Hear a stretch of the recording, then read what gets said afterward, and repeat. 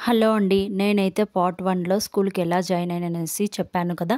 ఇకైతే ఈ వీడియోలో కూడా చూసేయండి. ఎలా జాయిన్ అయ్యానంటే కాలమే నిర్ణయించింది అని చెప్పాను కదా! అవునండి.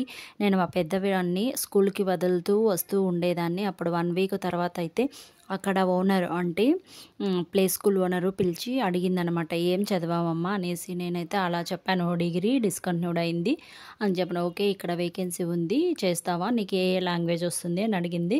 నాకు కన్నడ కొద్దిగా వస్తుంది. ఇక ఇంగ్లీషు పర్లేదు అని చెప్పాను. ఓకే. ఎందుకంటే మనం తెలుగు మీడియంలో చదివాం కదా! అందుకని అలా చెప్పాను. ఓకే. వాళ్ళైతే నీకు ఇంట్రెస్ట్ ఉంటే జాయిన్ అయిపో అని చెప్పారు. నేనిక మా హస్బెండ్‌కి చెప్తే మా హస్బెండ్ ఇంట్లో ఉండి నువ్వేం చేస్తావు కదా! నువ్వు కూడా జాయిన్ అయిపో. వానితో పాటుగా నువ్వు కూడా నేర్చుకున్నట్లుంటుందని అన్నారు. యాక్చువల్‌గా నాకు నేర్చుకుంటుండడం అనేదే కాకుండా నేను ఎంతో కొంత నా ఫ్యామిలీకి హెల్ప్ చేయడం అనే ఉద్దేశంతో జాయిన్ అయిపోయానండి.